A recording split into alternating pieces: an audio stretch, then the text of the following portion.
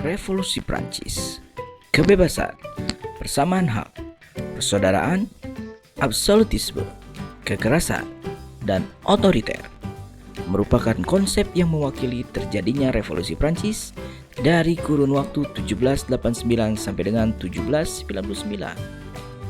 Saat Raja Louis ke-16 naik tahta menggantikan ayahnya Louis ke-15, ia tak pernah menyangka bahwa ia adalah raja terakhir dari kerajaan Prancis. Louis ke-16 naik tahta dalam keadaan Prancis yang mengalami krisis keuangan hebat. Krisis keuangan ini sudah dimulai sejak kakeknya yaitu Louis ke-14 berkuasa sebagai raja Prancis. Louis ke-14 terkenal dengan semboyan L'État c'est moi atau negara adalah saya. Ia memimpin Prancis dengan sistem absolutisme di mana segala aspek kehidupan di Prancis ditentukan oleh satu orang, yaitu raja. Selama hampir 100 tahun, masyarakat Prancis terbagi pada jurang kesenjangan sosial dan ekonomi yang begitu dalam. Kelas di masyarakat atau dikenal dengan three estate terbagi atas 3 bagian. Bagian pertama yaitu clergy, para rohaniawan. Bagian kedua, nobility atau bangsawan, dan kelas ketiga adalah peasantry atau para pekerja yang mayoritas adalah petani. Kehidupan masyarakat kelas 1 dan 2 sangat ditopang oleh kerja keras yang dilakukan oleh masyarakat nomor 3 atau para petani. Di saat krisis ekonomi melanda Prancis, masyarakat kelas 1 dan 2 justru semakin menghamburkan kekayaan negara yang membuat kas negara semakin kosong. Untuk mengatasi hal itu, maka masyarakat kelas petanilah yang harus menanggung akibatnya. Namun, karena sistem kerajaan Prancis yang bersifat absolut, maka masyarakat kelas 3 tidak pernah memiliki kesempatan untuk protes dan bertanya, kenapa hal itu bisa terjadi? Sampai akhirnya masuklah Prancis pada satu masa yang disebut dengan Age of Enlightenment atau abad pencerahan. Pada masa ini, mulailah bermunculan para pemikir yang mempertanyakan berbagai hal. Mulai dari, kenapa para bangsawan bisa hidup begitu kaya? Sedangkan kita kenapa harus menerima kenyataan bahwa kita tidak bisa kaya karena faktor keturunan? Atau pertanyaan lebih ekstrim, apakah kita benar-benar butuh raja? Siapa yang memutuskan dia bisa menjadi raja? Pertanyaan-pertanyaan tersebut akhirnya hinggap di kepala banyak rakyat Prancis. Pertanyaan-pertanyaan dalam benak mereka semakin muncul dikala hidup mereka semakin miskin, tetapi para bangsawan semakin kaya. Saat Louis ke-16 naik tahta bulan Mei 1774, ia menghadapi beban negara yang cukup berat, kondisi finansial yang begitu buruk, dan rakyat yang semakin gelisah. Sayangnya, Raja Louis adalah raja yang kurang bijak dan sangat dipengaruhi oleh sekitarnya. Di saat Prancis tengah krisis ekonomi, ia malah melakukan balas dendam terhadap Inggris dengan membantu membiayai rakyat Amerika untuk berperang melawan Inggris. Akibatnya, Prancis semakin terpuruk ekonominya. Dengan kondisi itu, rakyat semakin menderita, tapi tidak dengan kaum bangsawan. Mereka tetap saja berperilaku seolah-olah tidak terjadi apa-apa dan terus menghabiskan uang negara. Salah satu orang yang dianggap oleh rakyat sebagai representasi bangsawan yang tidak tahu diri adalah istri sang raja, Maria Antoinette. Sang ratu terus saja hidup mewah, menghabiskan kas negara untuk menunjang gaya hidupnya sampai pamer di hadapan rakyatnya dengan gaya rambut yang aneh, yaitu gaya rambut perahu. Ya, rambutnya benar-benar ditata seperti perahu. Dari perilakunya itu, ia dijuluki sebagai Madame Deficit. Keadaan ekonomi Prancis semakin sulit. Raja Louis XVI kemudian mengeluarkan sebuah kebijakan untuk mengatasi hal tersebut, yaitu terapkan pajak pada rakyat. Maka dengan kebijakan tersebut berlakulah berbagai macam pajak pada rakyat, sampai yang paling menyengsarakan adalah pajak pekerja, yang mana rakyat harus bekerja seharian pada tuan tanah tanpa dibayar. Penerapan pajak ini dirasa sangat tidak adil, karena beban pajak hanya diterapkan pada masyarakat kelas 3 atau para pekerja dan petani. Sedangkan untuk kaum bangsawan dan rohaniawan, mereka hanya perlu membayar pajak sangat sedikit. Keadaan semakin membuat rakyat sulit saat terjadi sebuah natural disaster, yaitu perubahan cuaca yang membuat para petani gagal panen. Akibatnya, suplai gandum menjadi sedikit dan roti sebagai makanan utama rakyat menjadi sulit didapatkan. Di sisi lain, para bangsawan tetap dengan hidup mewahnya dan memiliki cadangan gandum yang sangat banyak hasil dari pajak pertanian yang mereka ambil dari rakyat. Akibatnya, rakyat mulai turun ke jalan protes dengan keadaan tersebut. Para bangsawanlah yang menjadi target, terutama adalah mereka yang menimbun gandum dan roti. Raja Louis ke-16 kemudian mendengar hal ini. Ia memutuskan untuk mengaktifkan kembali sebuah badan bernama Estates Generales, sebuah badan pemerintahan yang berisi perwakilan dari 3 kelas masyarakat di Prancis. Badan ini bertugas untuk memberikan masukan pada raja mengenai jalannya pemerintahan. Estates Generales kemudian diberikan hak suara untuk menentukan kebijakan. Sayangnya, hak suara tersebut tidak tergantung pada jumlah penduduk di kelas masing-masing, tetapi ditentukan berdasarkan perwakilan kelas di Estates Generales. Artinya, masyarakat yang berasal dari rohaniawan mendapat 1 suara, para bangsawan 1 suara, dan para rakyat 1 suara. Meskipun jumlah populasi rakyat adalah 95% dari total populasi masyarakat Prancis.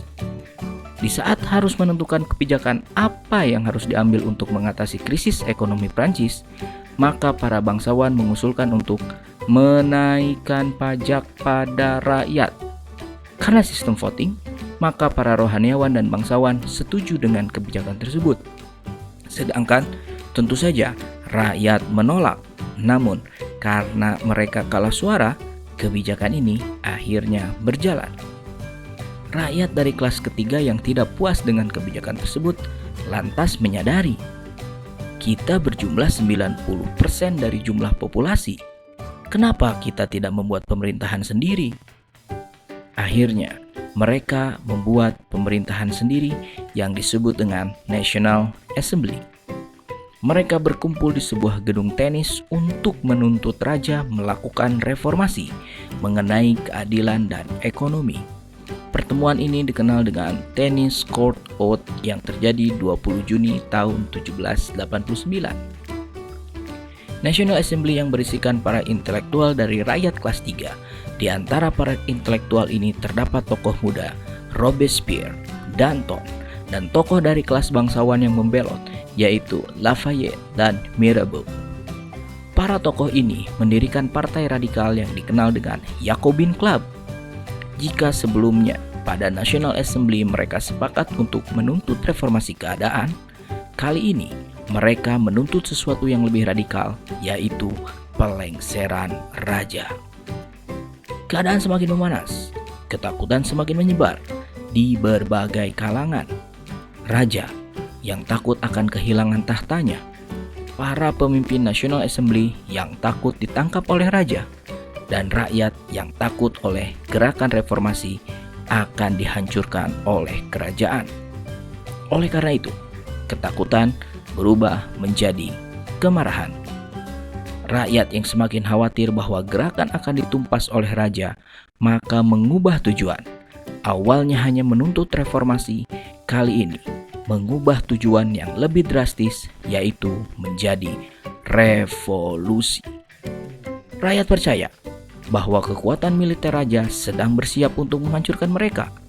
Oleh karena itu, rakyat harus bersiap dengan terlebih dahulu mempersenjatai diri. Maka dari itu, National Assembly membentuk sebuah milisi bernama Bourgeois Militia atau National Guard. Setelah itu, banyak tentara Prancis yang membelot untuk bergabung dengan Bourgeois Militia. Sadar mereka membutuhkan senjata. Akhirnya, rakyat pada 17 Juli 1789 menyerang dan merebut Hotel Les Invalides. Di sana terdapat banyak senjata. Namun, saat penyerangan tersebut mereka sadar tidak ada bubuk mesiu sebagai amunisi senjata mereka. Rakyat lalu mengarahkan pandangannya pada sebuah penjara yang merupakan simbol tirani dan absolutisme raja, yaitu Bastille.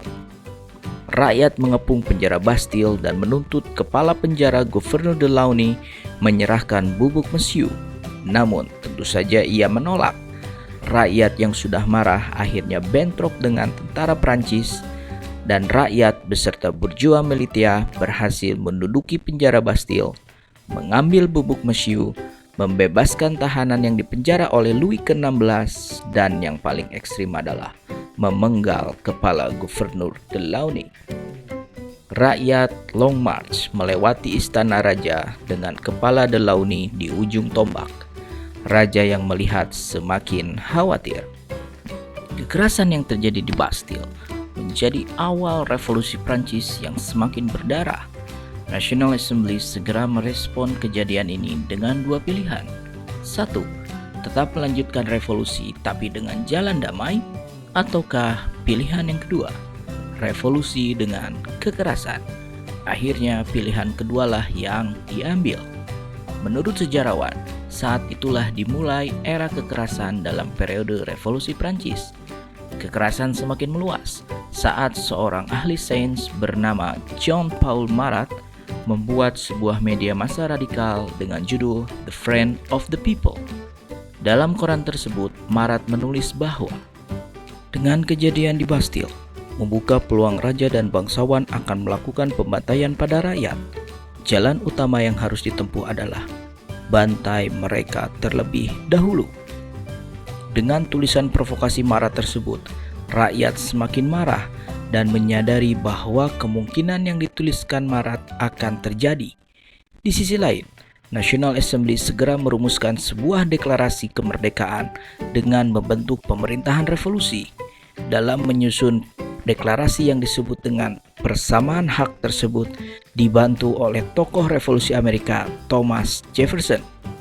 Akan tetapi, deklarasi persamaan hak yang menandakan awal kemerdekaan tersebut tidak membuat rakyat puas karena satu hal, yaitu mereka tetap kelaparan. Makanan tetap sulit dijangkau oleh rakyat.